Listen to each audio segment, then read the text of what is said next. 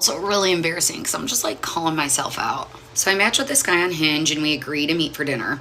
We get there and him and I are just hitting it off. He was quite a bit older than me, but we grew up like 45 minutes away from each other in Illinois. It's going great. Towards the end of the dinner, he tells me that he actually was divorced a year ago and he has 2 kids. I was a little caught off guard by that, but I was also like, this is going great. Who cares? Just stay in the moment. We each only had 2 drinks. Everywhere was closing and he was like, I don't want this night to end. And honestly, I didn't either.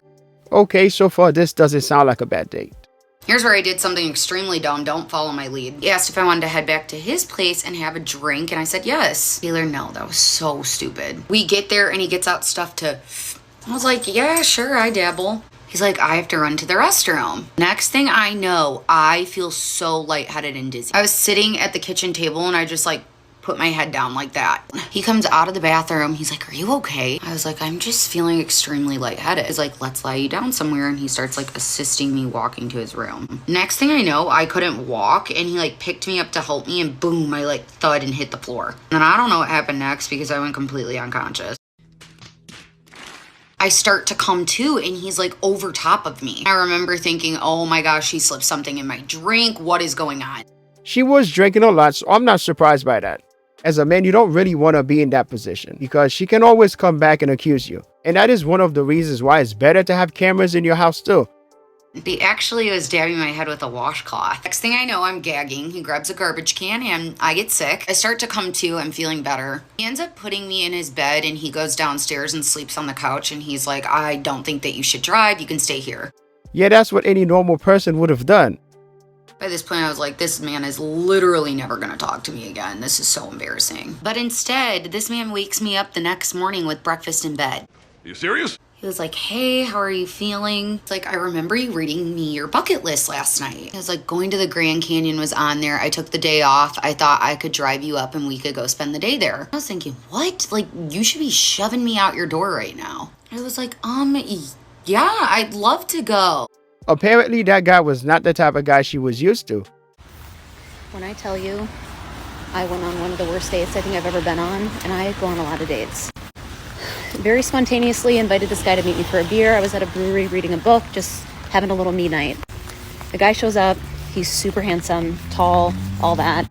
He was good looking and tall. What else is new? Big surprise. He did not ask me a single thing about myself. What? Like, I was talking to a brick wall for an hour and a half.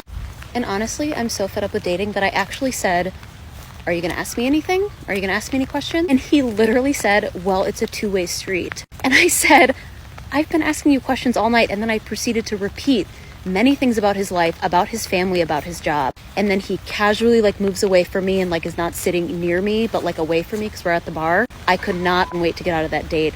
I will never see that man again. He didn't ask her any questions because he was probably way out of her league. He wasn't trying to get with her. I matched with this dude on Hinge. We went out, we had a good time, and then I left. And the second I got into my car, he texted me and he was like, hey, listen, like, I think you're really great. You're really cute. You have a really pretty face, like, blah, blah, blah. And then he was like, I don't know how to say this without sounding like an ass.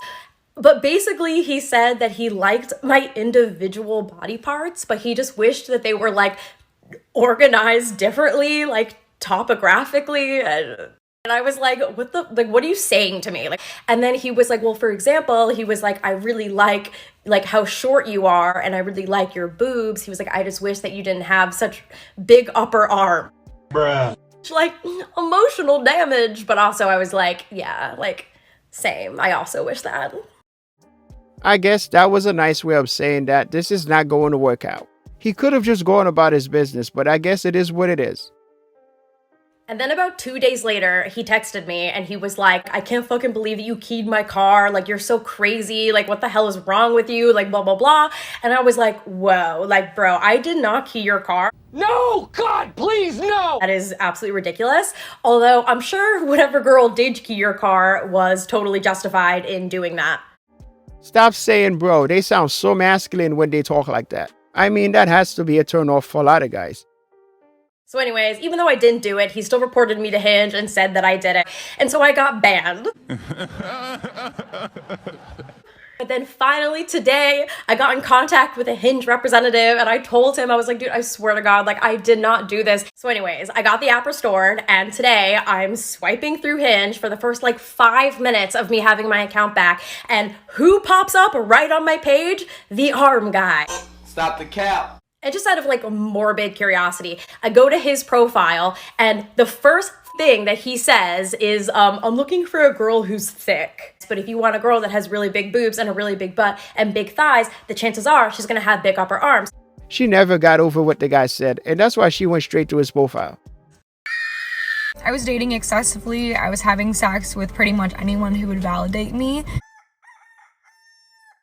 It was just getting to a point where I had little to no self-worth. Bruh. I had to glow up.